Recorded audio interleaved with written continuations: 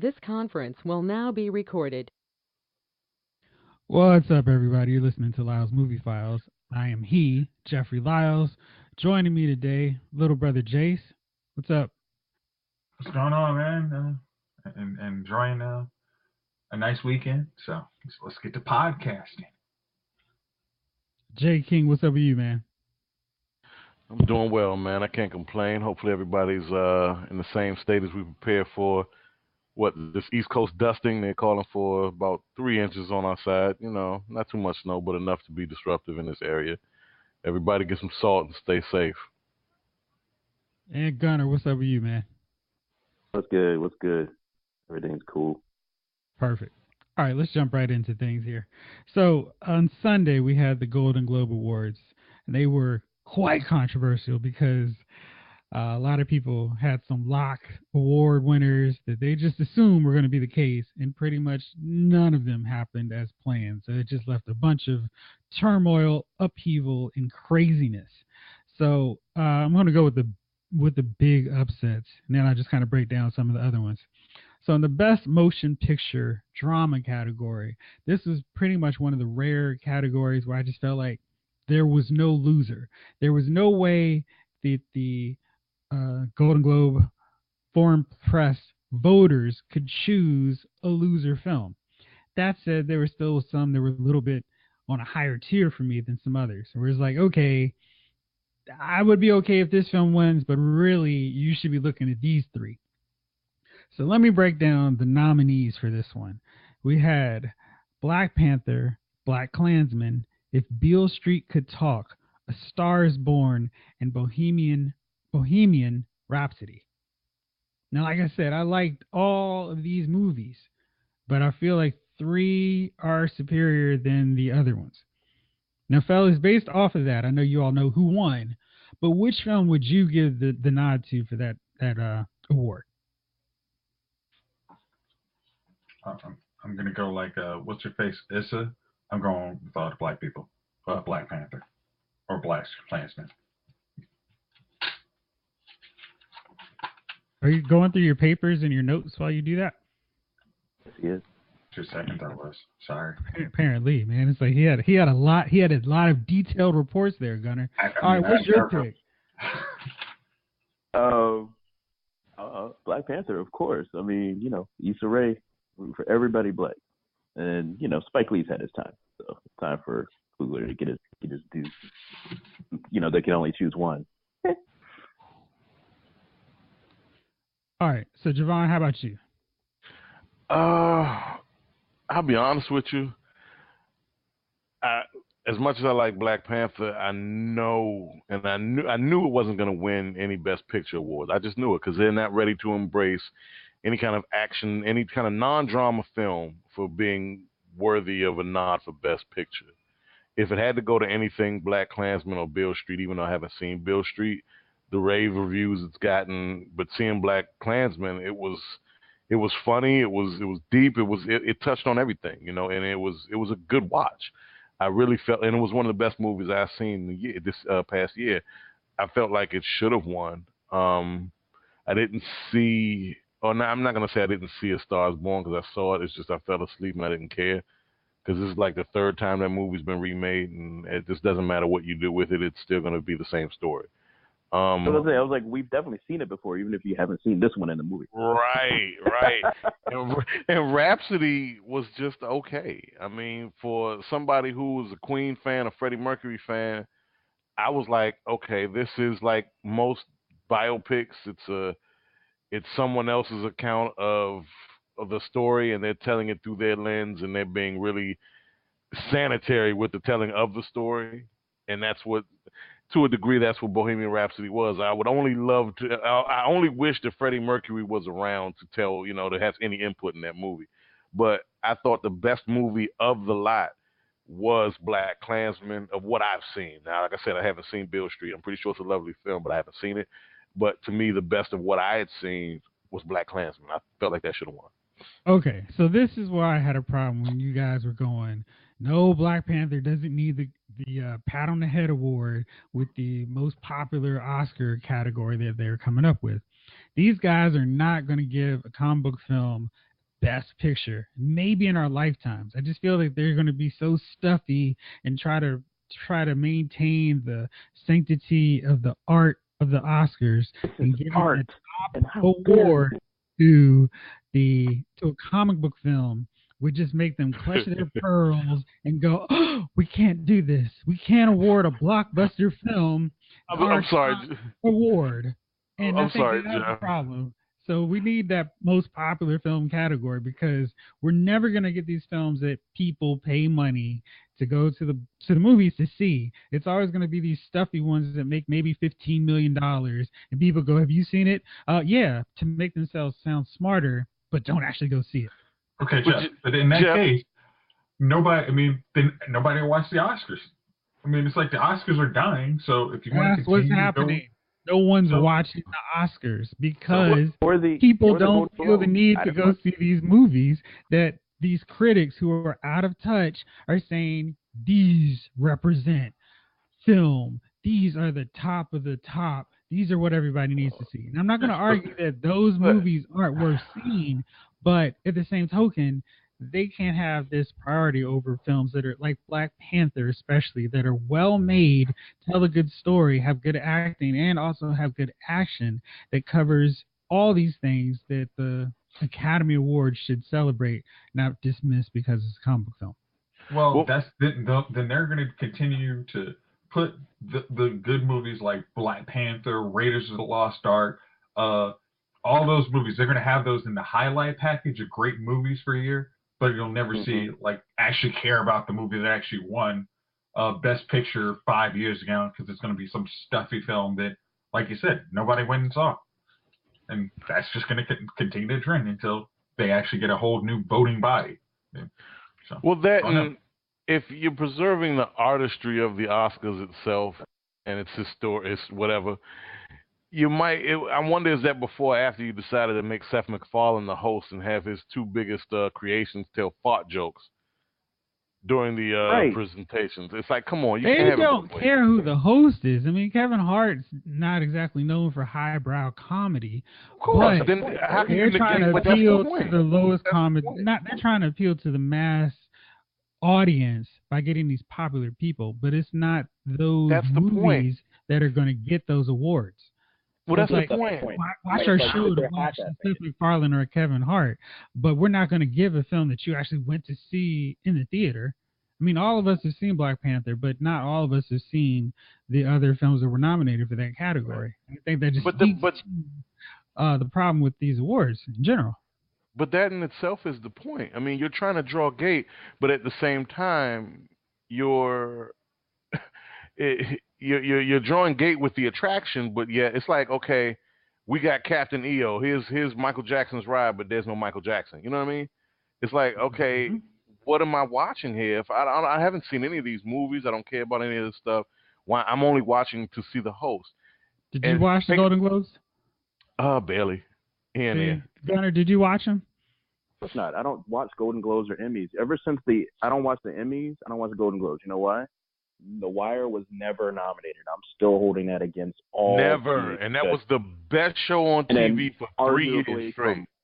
Artful people that are on Facebook now saying, of course, Black Panther didn't win because we celebrate the art of whatever, and just screwing every single production person in that movie that made more money than any of these artful journalists ever made, by the way. So I'm kind of like, yeah, I'm still pissed about The Wire. So I'm always going to be annoyed by the contradiction of, let's get this jokester host that has never been in one of these artful, quote unquote, movies. Never will be. And well, maybe. I wouldn't go that. I mean, look at Steve Carell. But you know what I mean? Like, never be in these artful movies or whatever. And you guys don't know what you're talking about, even though you've seen every piece of these movies and all this stuff. And even though Black Panther is literally put together every movie that Black Panther and other movies alike have been put together in a way that, you know, kind of checks all the boxes of all the Academy Award movies that have ever won or nominated. I mean, people were like, well, not an action movie. Okay, describe Hell or High Water. Right. Wasn't that nominated for something? I mean, you know what I mean? Or at least the acting for, you know what I mean? And tell me that wasn't also an action movie. Like, come on. Hell, High You Water know, was an action movie. Period. and it was a damn good one. It was a But good you one. can't tell me that I can't judge this as a good action movie, or this as a good drama, or this as a good family drama movie, which also Black Panther was. You know what I mean? Like, and this was a good cinematography. This was good everything else. And then look at Black Panther and be like, oh, no way, we can't do that. That's snooty, that's snobby, and that's really annoying. Like, Yeah, come the on. cinematography and just when he was in, I guess when he was seeing the ancestors, it's like, tell me that didn't actually like, wow, this is beautiful. Like, just I mean, like for stuff like that, like director, like this is somebody who had to actually kind of create a whole world and do something unique. How is that not better than somebody? I mean, and I don't know who. I'm sure Jeff will discuss it later who won best director, but it's like that they this is somebody who made a very unique world and a very compelling story, and you guys don't, didn't even probably, you might have nominated them, but just like it doesn't go to our highbrow movie. And I think one of the funny things is going to be when they try and do this hostless Oscars. It's like, because this time now you're like, okay, we saw if Black Panther or one of the popular movies doesn't win anything in any pre-award season, it's like, okay, so now you don't have my lowbrow host that I might think will crack a good funny joke or two. And I know my favorite movie is not going to win anything. Well, I'm not going to waste 3 hours of my life on a Sunday night to watch you guys pat yourself on the back and not even acknowledge the stuff that I think is actually good. So I think they'll figure out like, we really have to change this after this award. Jace, they have had an opportunity to change this ever since Dark Knight. When Dark Knight was not nominated for Best Picture in 2008, I mean, that was 11 years ago. They've had nothing's changed. Make changes. When Avengers made all that money in the box office, when it was the number 3 highest grossing film of all time, they trotted out the Avengers stars at the Academy Awards to be like, hey, look, we remember they were in the third highest grossing movie ever. We didn't nominate them for Jack, but hey, here you go. And I mean, that's just how they roll. And so this is nothing new with Black Panther. And I know you guys were like, no, Black Panther deserves more than a pat on the head, but Black Panther deserves an Oscar for being the most popular film. Mission Impossible Fallout deserves a nomination for most popular film. Avengers Infinity War deserves, but I don't like the new category. Hey, you know what we should do instead? Let's make sure that we have representations. Let's do the best Asian movie. Let's do the best black movie. Let's do the best gay movie. I'm just talking about pop, because they'll put all that other stuff in those categories. So like they won't put Crazy Rich Asians because it's too funny. It's not enough. It's not serious enough. They won't put that in there. They won't put a film. Too. Huh? You know what I mean? That's kind of like them justifying like, well, we can't put these popular movies in there, even though the popular movies are the ones that are actually doing the diversity work that these other movies are not doing. But I honestly rather watch those films get an award than to get screwed over by some stuffy film that. So Black Panther came out in February, and since February I've been championing Black Panther for every possible award. And I've had Michael B. Jordan is like, hey, this Joker needs to be the supporting actor. Everybody else after him is second, third, fourth, fifth place. It doesn't matter. Did he even get a nod, Jeff? No, he didn't. And that was ridiculous. But I don't want to pass the fiction award either. Exactly, because that's the thing about it. You're never going to get taken seriously if you're willing to accept. They don't get taken seriously now. That's here's the thing. You have to change the narrative. So why would you take the award that's the pat on the head? You don't take the take the pat on the head if you want to be taken seriously. You don't take it. I'd rather stay in the hell with you. They would never nominate Mission Impossible Fallout for anything. Like, it would not be a Best Picture nominee. And we can all watch it and go, oh, that was great. And people say that's one of the greatest action movies ever. I get it totally. But here's the thing. You're not going to nominate me for the award I should be rightfully nominated for. Then don't create a pat on the head category, because you know what I'm gonna do? I'm gonna have the audacity to not even walk up there to accept it. Screw you, your bullshit category. you give it to somebody else who's willing to take a step back. I'm not taking a step down because I deserve to be right up there with Daniel Day-Lewis winning whatever award that he's winning. I'm not taking a step down. I'm not going to allow you to marginalize me like that. That has to be the stance that's taken, or else we're going to be here talking about this in 2025. Okay, Man, but hold up. I want to get Chief's take on this. All right, Chief. So we've been debating back and forth about this whole Best Picture category and how the Golden Globes, Black Panther did not get the win for Best Motion Picture Drama. Do you think that they need to create this most popular film category, or just watch the films that everybody pays to go see in the movie theaters, get a token nomination that's a real pat on the head because they don't expect it to win anyway, or get an award that they actually stand a chance of winning? You know, I don't like. Do the people who actually do these films, do they care? Like what I'm saying is this: like, do you go in when you do a film or whatever? Do you care? I don't know if I would care if I did a film if it didn't get a. Because I mean, here's the thing: none of those movies ever win anyway. And who, like, what's the standard, anyways? You know what I mean? Like, you remember when we were young and they used to have the Source magazine, and then the Source would determine what was hot, right? But in the also, who the hell is the Source? Like, who the hell is the Golden Globes? Who cares?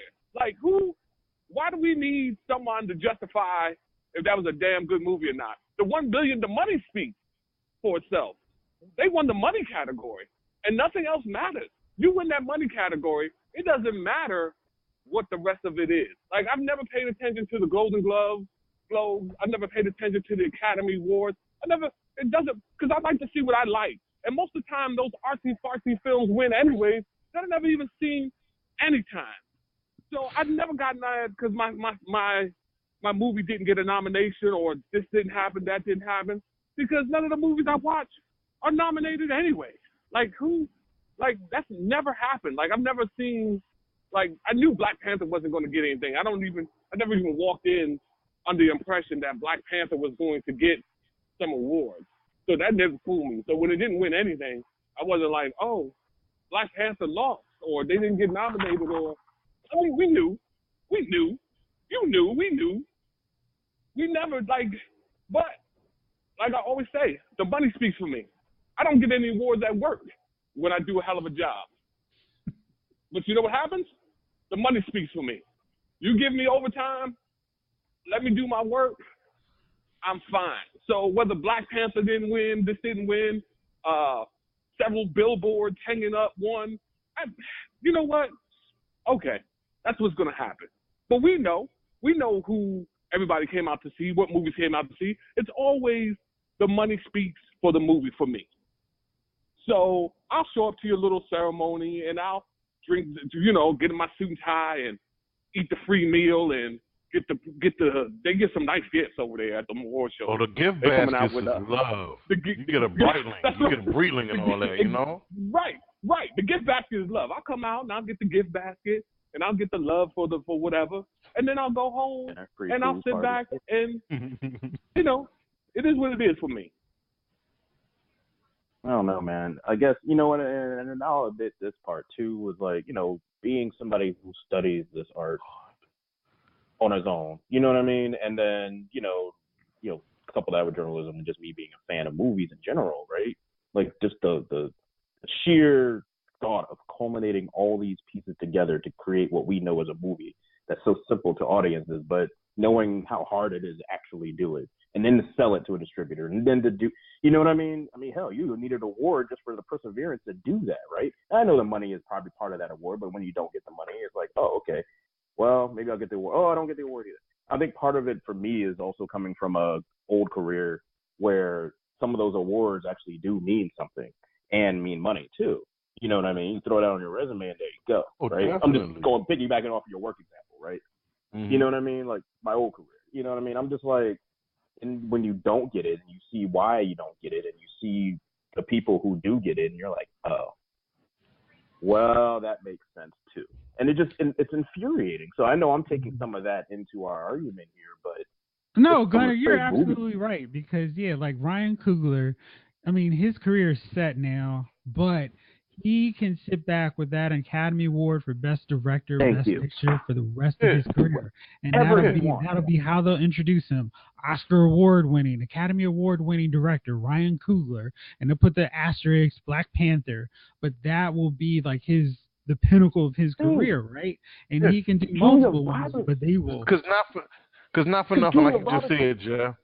They've been eating like certain people won that Academy Award for roles of that, like Oscar Academy Award winner Marissa Tomei. What else has she been good at?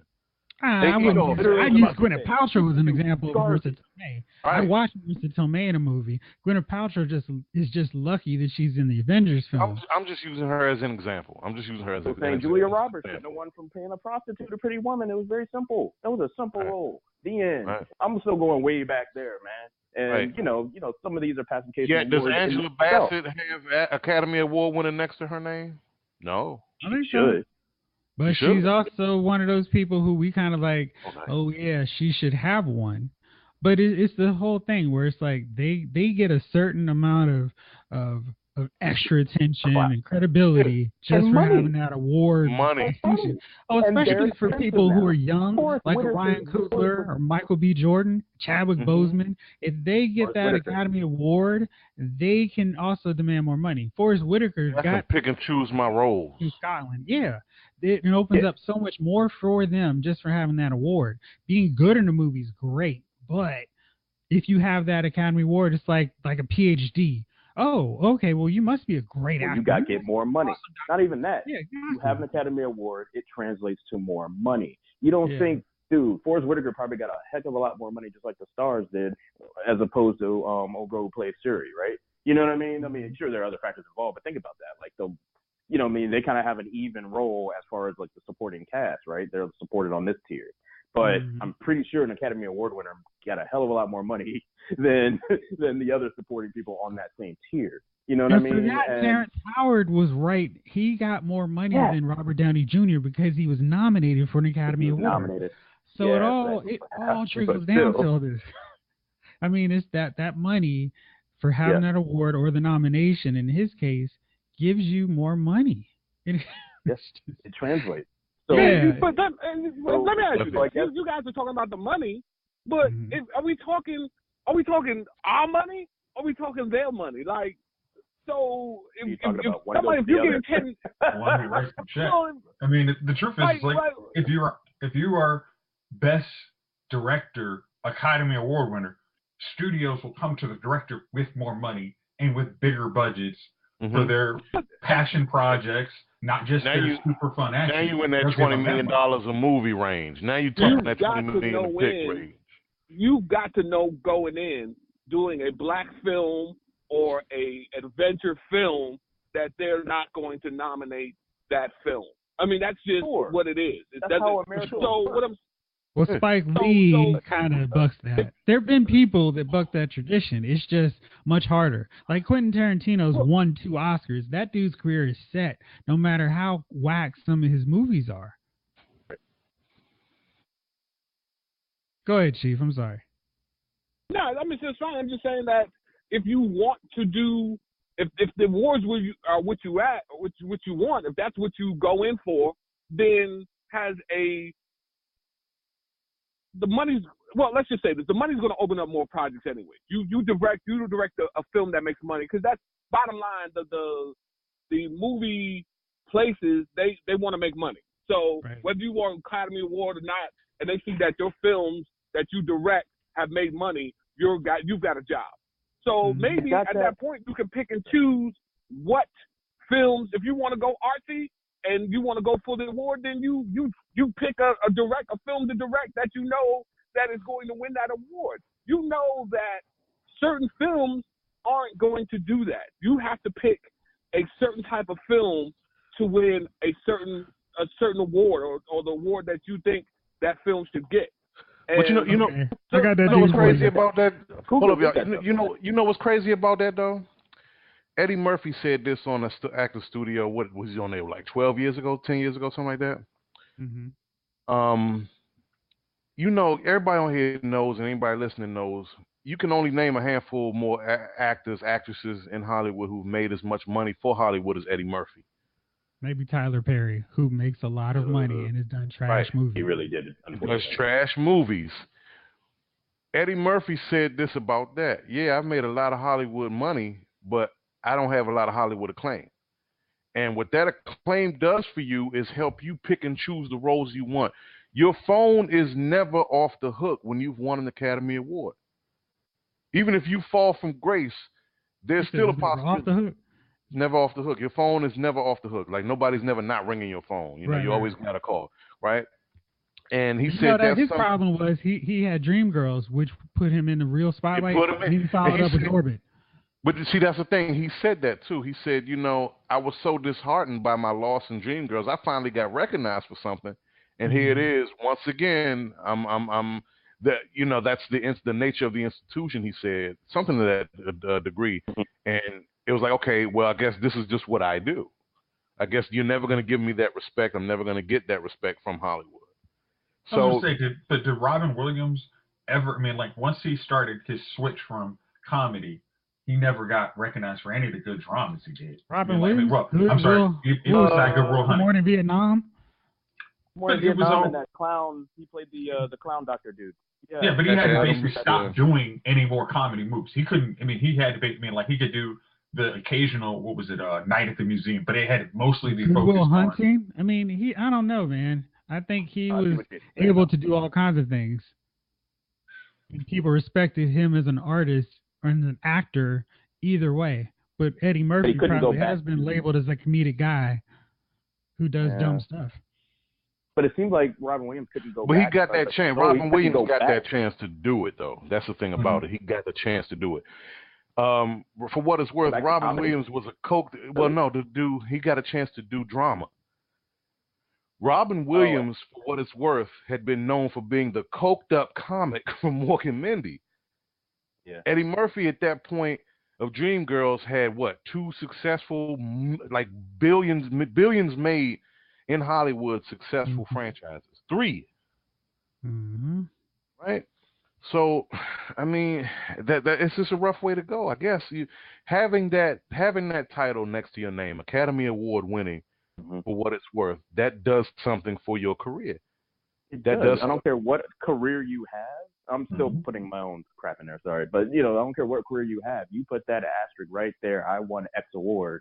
That gives you more, that translates to more money. That translates to more, acclaim. Now, did I go and design a page, and every page I thought, hey, this is going to win an award? You know what I mean? You know, of course not. But at the same time, if it's submitted, if it's gone through a certain motions, if you're going through the certain motions and you're in that career where, okay, this could actually win an award, it's in the back of your head, especially when people around you, and this is Hollywood we're talking about too, people around you are getting these awards. And you're like, well, it's hard for it to, just to answer your question, Chief, it's hard to not think about it. I don't think you're going in thinking like, yeah, I'm going to go ahead and, I'm going to try to win this award, I'm going to make this movie and make this money and get this award. But I can't say it's not going to be part of your psyche as you're editing the movie, at least, right? You know what I mean? Like, it's just there, especially when people around you are winning. You got Academy Award winners in your movie. Like, you can't not think about it, right? You know what I mean? So I don't know. It just seems like Bryan Cranston's or what's his name, John Hamm. Like when they were going back, like if say Breaking Bad never wins an award, is it really revered as much as it is now? Like everybody be like, oh, that show got snubbed. Like if Mad Men they ended their seasons the exact same times and never got an award. If the Americans never gets now an The award, Wire, because it's now The Wire, great show that never got nominated. So it's like if you're a director and you're great, and I never get an award. I barely get the Academy Award nominee 3 times. Like if you're Ryan Coogler, it's like, do you understand how much I could be setting the terms of my just getting in the meeting by just saying Nation was nominated award winner. That's where the money comes in to make those projects. Okay. Wasn't Fruitball Nation? Fruitvale Station, or no. something?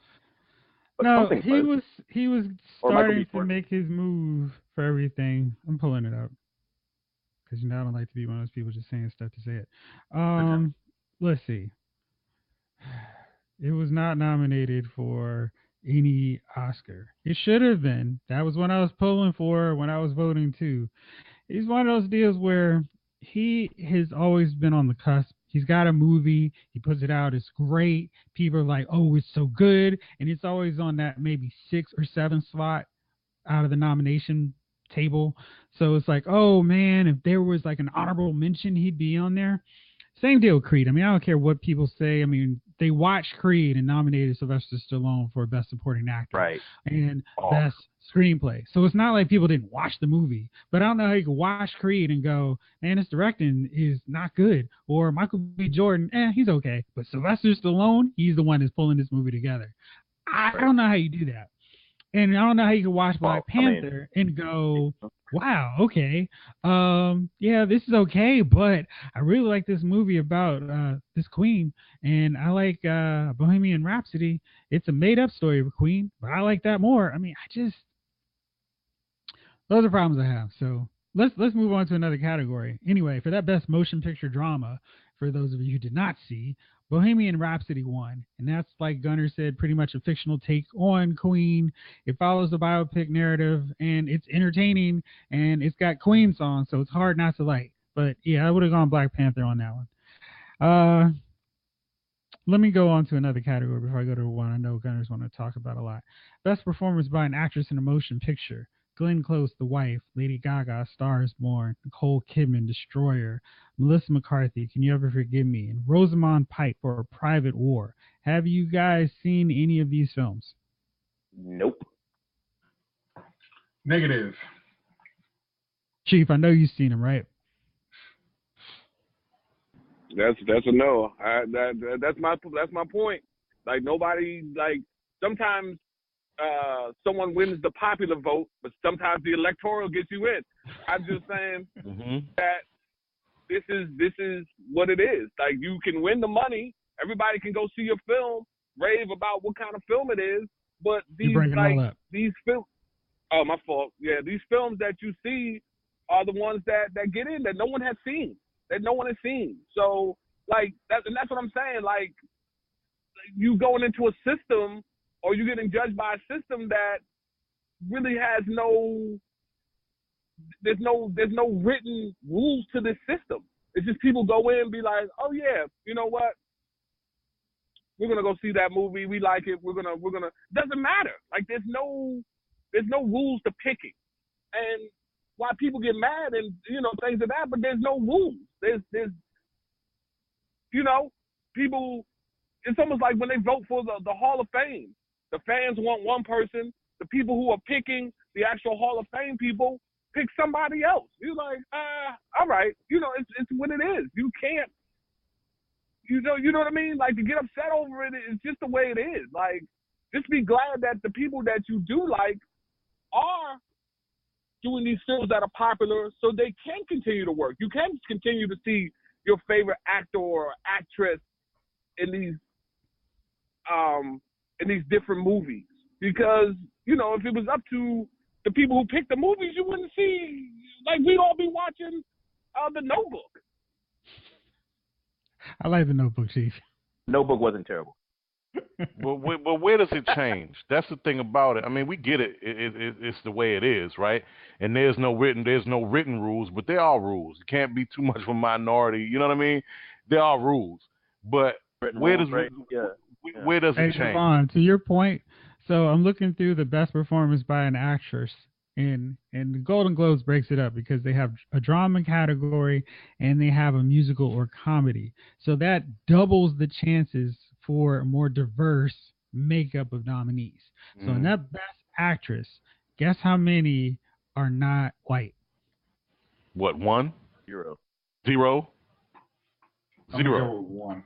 Regina King won something, didn't she? Chief, what's your take, man? You got any nominees who are not white in this best performance by an actress in a motion picture, musical comedy, or drama? I don't know. I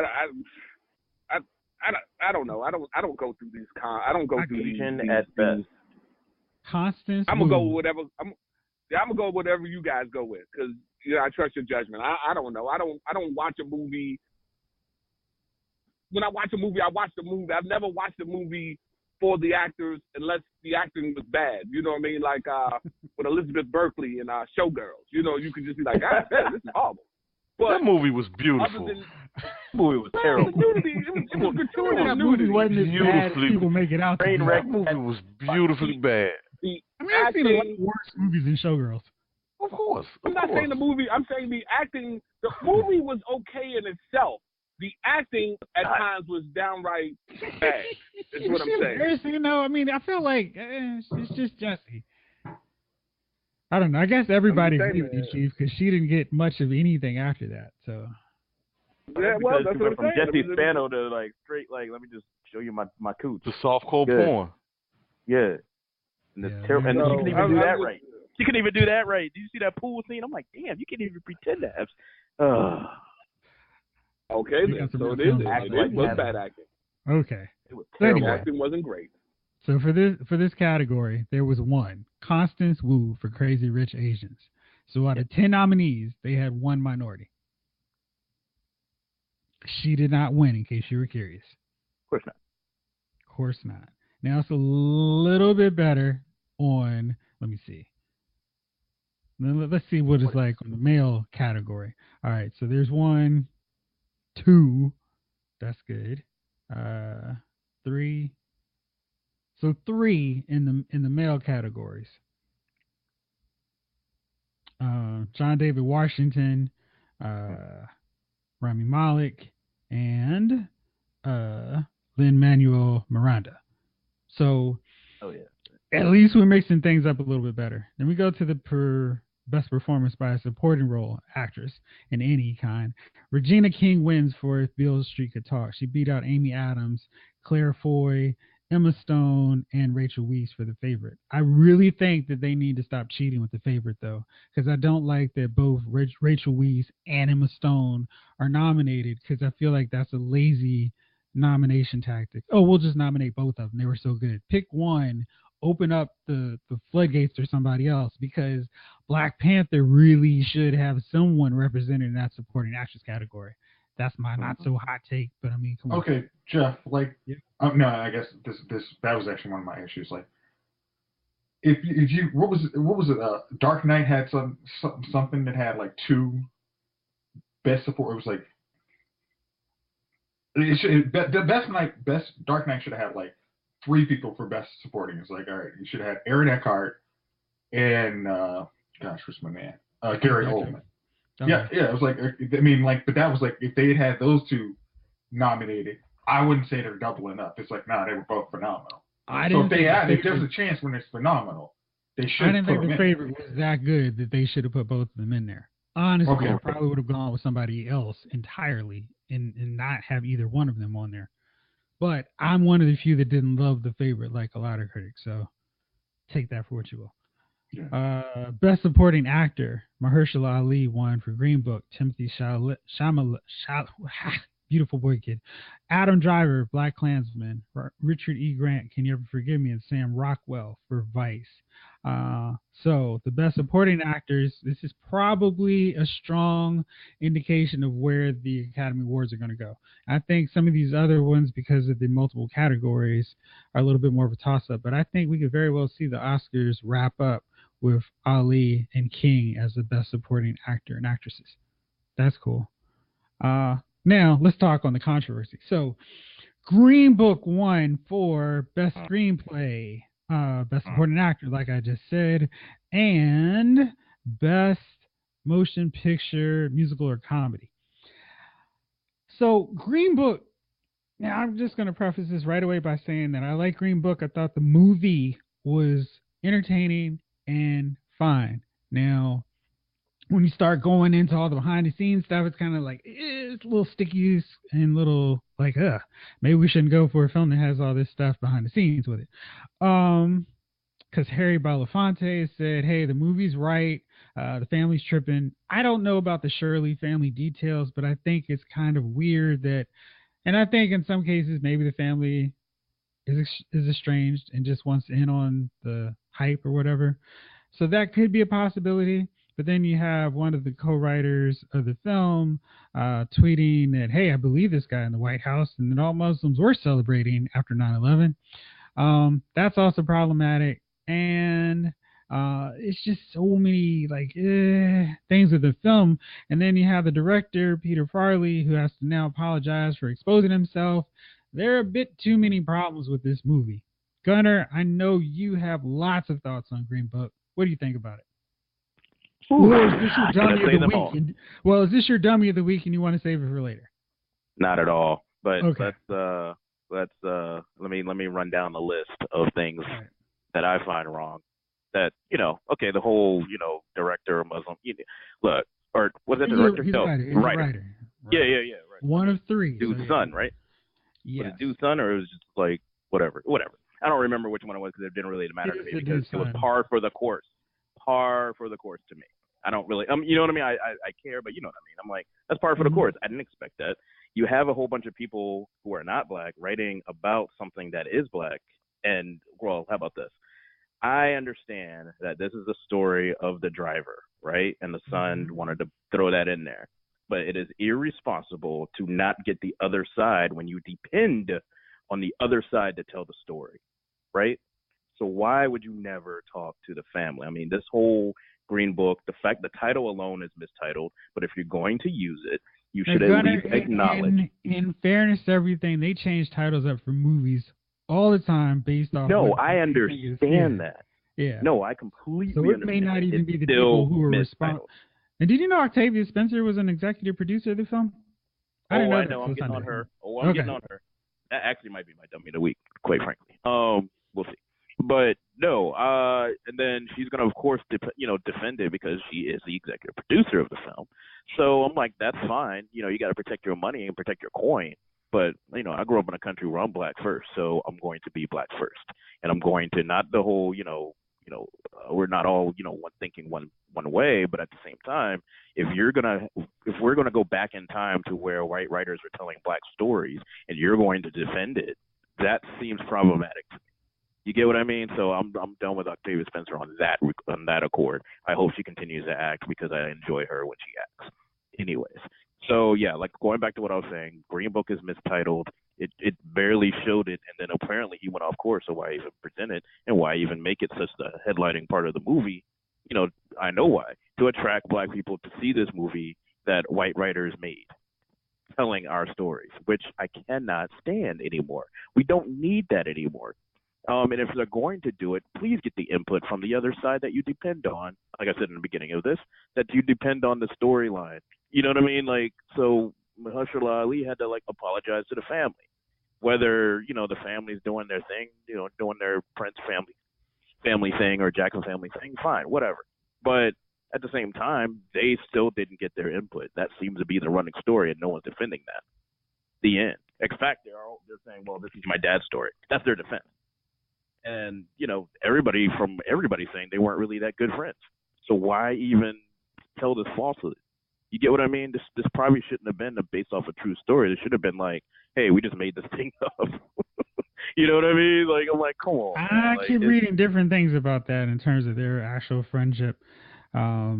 People who don't have ties to the family, who are black, said they were friends. And people, I mean, it seems like there's most of the opposition from the film is coming from the family. And I kind of feel like an actor like Mahershala Ali probably tried to reach out to the family, because I can't imagine if their family and relatives who are around and repping the dude, that they would be like, no, Mahershala, you can't talk to us about our daddy. I just kind of feel like that's probably not the case. And I don't know if they're 100% sincere, but I kind of have enough of a question on them. But there are other parts that I agree with you on that, that there's no explanation for, or no kind of backtracking and apologizing for. But the family, I think there's enough of a cloud that I have some questions with them. Well, my question is why didn't like I said in a whole other segment of this show, the amount of crap that has to happen to create a movie, you couldn't go and talk to the family to make sure they did it. To Elise, legally, if I'm gonna be malicious or whatever, if I'm gonna consciously do this and just create this thing, which I don't think they are, which is worse. Consciously like, yo, I'm just gonna create this thing and not really do anything with the family. Wouldn't you even at least like cover your ass and say it's totally CYA and say, let me just talk to the family to make sure they're good, make them sign this non-disclosure and go from there, right? You know what I mean? Like people do that. I'm gonna sell the rights to my family stuff. I'm gonna sell the rights to. You worry with family stuff. Maybe you talk to one family representative who got paid and said, yes, everything's good. And then the rest of the family was like, no, that's not good. That's not what happened. Apparently no one was reached out to. So that's my point. Like there was a complete blind spot in creating this thing. And just on the previews alone, my whole like instinct just was like, this is going to be a movie I do not want to see. And it was a white savior film. And because it was written by 3 white dudes. So I'm like, I'm going to be Arkham's Razor about it. I would definitely. I'm going to be Arkham's Razor about it. I'm good. Okay. They don't play that like a white savior for real because he's not set up that way at all. And in any case, I'm good on this movie. I'm not going to give any white writers any money to tell a black story, or at least half of one. Okay. Fair point. Let's move on to something a little bit lighter before we get into the big topic that I want to get into on this one. So, Larry Hama is a comic book writer who is kind of responsible for me getting into comic books. He's the guy who wrote every issue of G.I. Joe, except for maybe one. So he's done it for about 250 issues now. But he's just like my go-to when it comes to comic books. He's my gateway guy. So he posted on Facebook the other day, is anybody else bothered when in a movie the hero takes out heavily armed bad guys and doesn't scrounge up their weapons and ammos?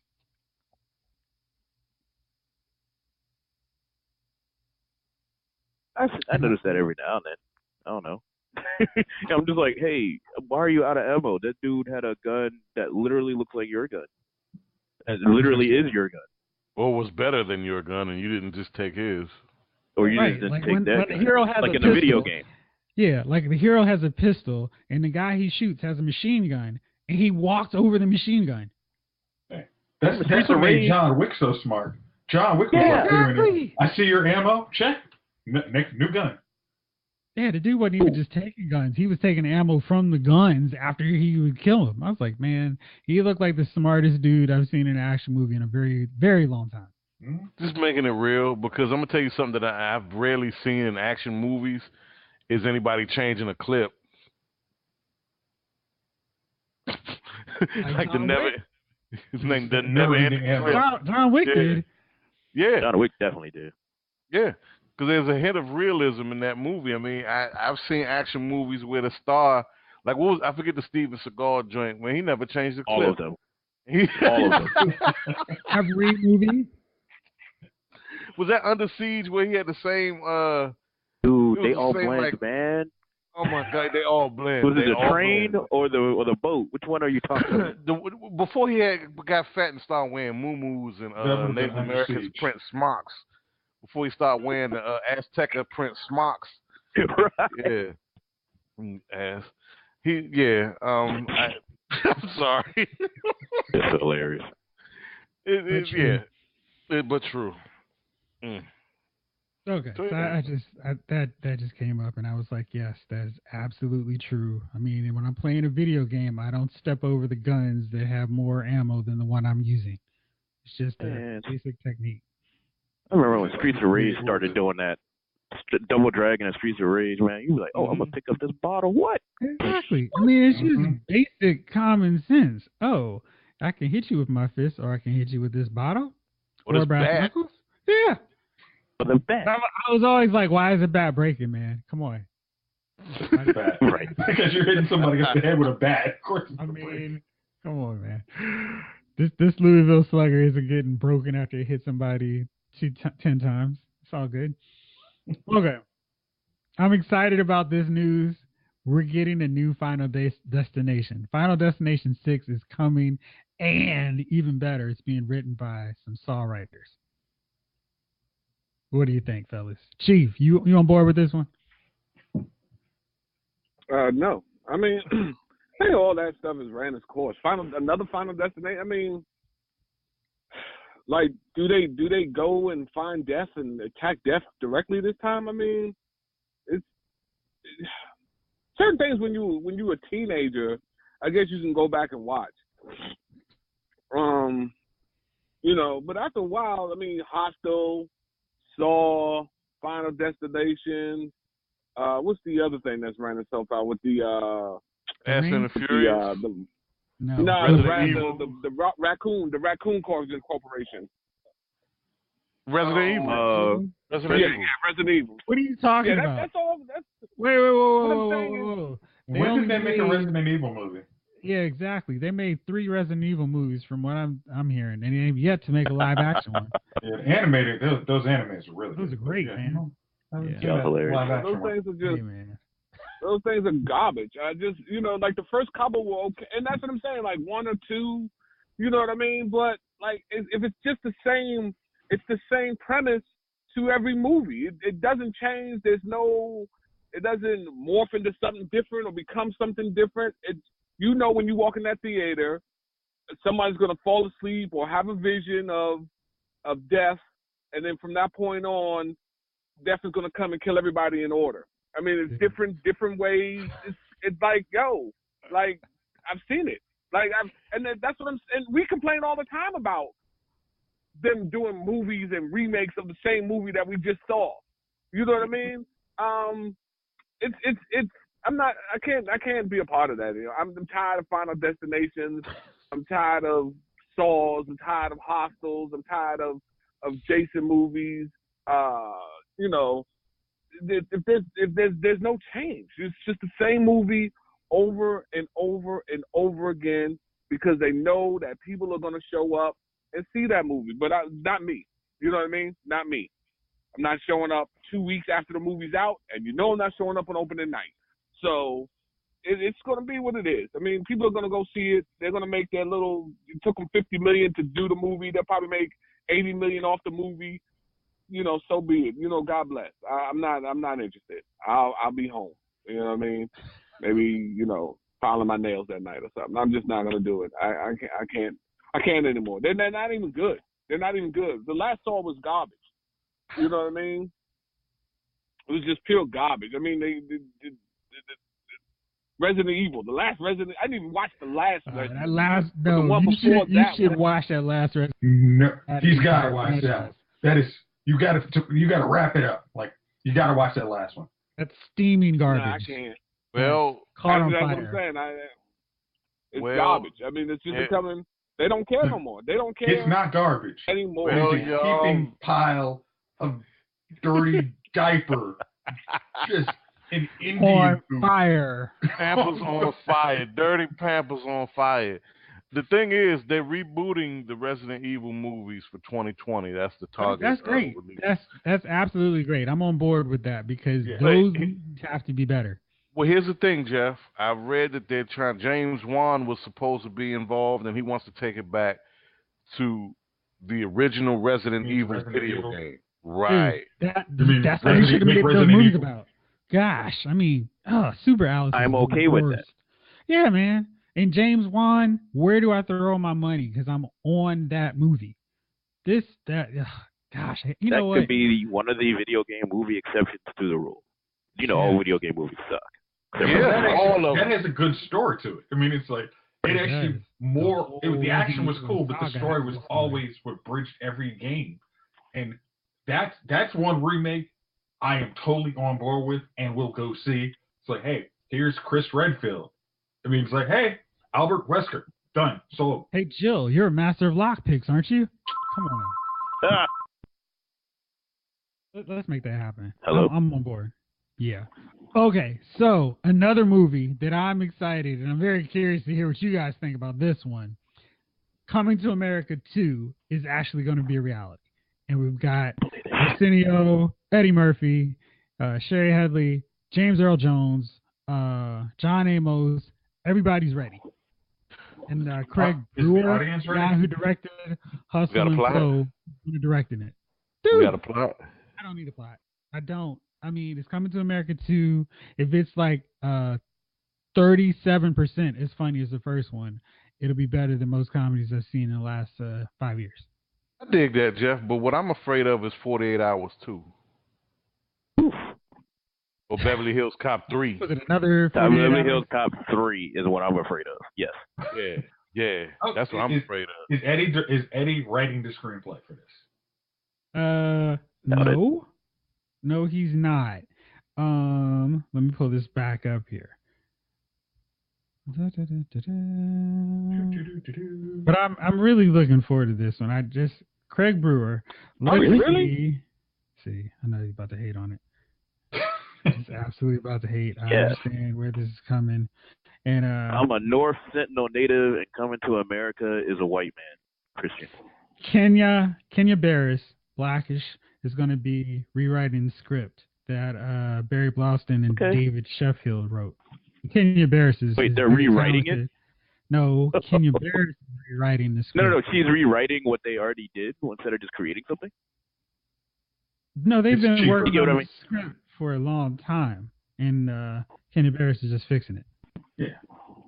Because it was written by two white men or something? Right. I mean, that doesn't necessarily... And she's just going to be like the token black that's just rolling in here, like, yeah, let me fix your stuff. No, Kenya Barris writes Blackish. So it's not... I know. But I don't want to see a black story written by white people. I'm not for that. And then they just kind of throw in, look at Roseanne and Wanda Sykes. Like, come on, then they just throw in somebody just to be like, yeah, let me write on the show. Come on, man. Okay. Stop. David Sheffield and Barry Blaustein wrote the first Coming to America with Eddie. No, they wrote the screenplay. Eddie Murphy gave the story. He gave him the story. Okay, that's fine. As long as they didn't write the story. I mean, we knew the story came from Eddie Murphy. It's the same dude responsible for the first one. Okay. Well, then that gives me a little more. They wrote it for the screen. The jokes came from Eddie. No, he wrote the. Right. He gave the story of a prince coming to America, and they wrote the jokes. That's how the screenplay works on that. Well, they didn't write all the jokes. Come on, man. I'm sorry. Some of that's improv. We know Eddie Murphy and Arsenio Hall came up with like their impromptu jokes, but like everybody else jokes like. Maybe the John Amos jokes, like the setup jokes. That's fine. There's some funny people who can write of all colors. Jeff, I'm not saying that. What I'm saying is this: I don't want to see an Asian perspective coming from a Jewish. Put that on my jacket. Come on, man. Let's be real. Let's be honest. Let's be real. Yeah. Nah, I put that on my jacket. Some of these families don't know how to write black or women. Period. Yeah. Thank you. Let's be honest. Totally. I mean, hey, you can watch Supergirl and see that. Or not. Oh, hey. Oh. I'm kidding, but I'm serious. Okay. No, this is right. Kidding, not kidding. That's terrible. I'm sorry. I'm sorry. It's terrible. Right. No, but okay. No, that gives me more. Back to the subject. I'm sorry, Jeff. We just digress. Back to the subject. Yeah, no, that gives me more. I was like dead set against anything that's coming out 35 years after. When did that joint come out? 5. So 88, dude. 88. I was 8 years old, yo. Like in the theater with my parents watching this, right? Watching that joint. Wait, how are you watching Coming to America with your parents? Because my parents were 20 something. Exactly. Hello, my parents were 28. Who cares? You know the first movie I saw in theaters, Gunner? First movie I saw in theaters at 4 years old? A Nightmare on Elm Street in 1983. I would have hated your parents. I would have hated your parents. This kid when Javon started hollering, like, man, these parents. Why do you think I am the dumpster fire I am today? Because my first movie makes a lot of sense now. Is Nightmare on Elm Street. I was Return of the Jedi. Damn. Or E.T. E.T. and Return of the Jedi. Right. He's Freddy Krueger. This dude went to Freddy. Damn. Yeah. This is what I had to so much. with. Oh, no, my parents made sure I saw movies with black folks in it because they were like, well, we're raising you out here in the burbs. We got to make sure something's got to go in you. And this is the 80s, man. Ain't no real media out there like putting black folks in a good light all the time. Not right. You're 2019. Yeah, right. Not seeing what? Excellent representation here. No doubt. Dude, I told you it was a dip, and then I was coming back up. I kept telling you that. Like, the 90s was like the peak, and then it just shot down, thanks to Tyler Perry, and then it kind of built back up. Like, I got a question. Well, I give Tyler Perry this. You got to get through the coonery. He always has a good message somewhere in there, But you got to get through the nonsense first. You know, you got to Yeah. cut through the nonsense, and you can't do it. A lot of times I can't. But when I'm forced to do it at like Thanksgiving or something like that, I'll be like, okay, there's a good moral there. Let me ask you this, Gunna, Chi, everybody, Jeff, are you really up for Coming to America 31 years? Wouldn't it be probably be out next 31? year or something, maybe 21, something like 30+ that? years later. Yeah, 30-some years later. They shouldn't take that long to do. They That's what I was should. just like. But it was, I'm a little. 88. He's going to be Yeah. 32 years after the original. Are y'all up for that? I am 100% up for this movie because that is one of my all-time favorites. And like I said, it just has to be a fraction as funny as that. And I will. Yeah, why are there no enjoy funny comedies no more? Because Kevin Hart's cornered the market.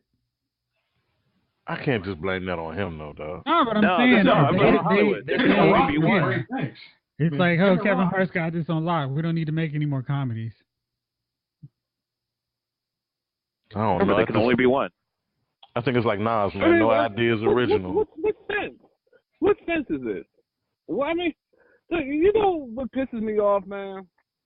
So 30 years waiting. Like, there was no Harlem Nights, right? Right. Which there should have been Right. a sequel to Harlem Nights.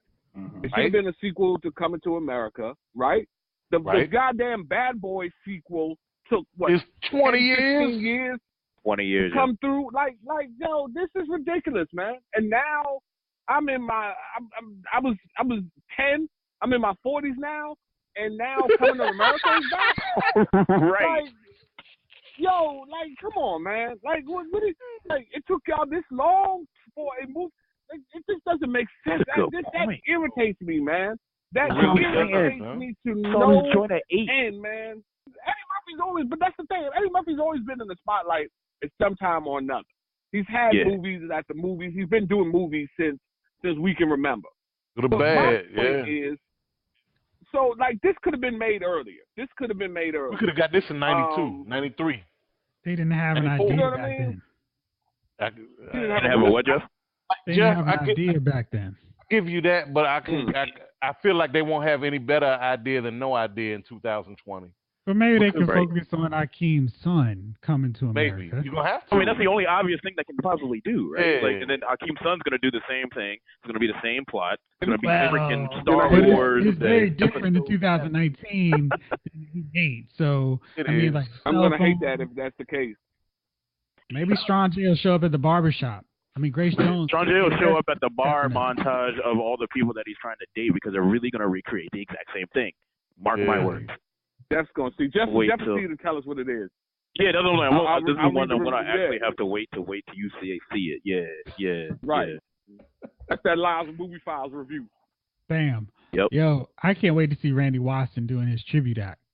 Randy Watson was 100 and some odd years old then. They're going to have the I don't same know how barbers old he too? is. Them Bama's ain't going to age, really? Because they should be dead right now. No, come on, man. They're just going to be older. Yo, Randy Watson can't have the Jerry curl. What's he going to have now? See, man, I'm all about this movie. I'm looking forward to it. And if I've enjoyed 5 Final Destination films, I can enjoy a second Coming to America and a Bad Boys 2. See, that's your problem right there. No. I mean, I like what I like. That's your issue right there. I won't disagree with you. All right, everybody, we'll wrap it up on that note for this episode right here. We talked in detail about surviving R. Kelly, and I figured that was long enough to warrant a full show. So I'm going to cap this one now, and I'll probably have that Surviving R. Kelly episode for you to check out in a few more days. So I hope you enjoyed this episode as always. Right now it's snowing here in Maryland, and we're about to go have a snowball fight or something like that. And maybe just have some hot chocolate. Anyway, hope everything is well wherever you are listening to this. Thank you for listening to this episode of Lyle's Movie Files.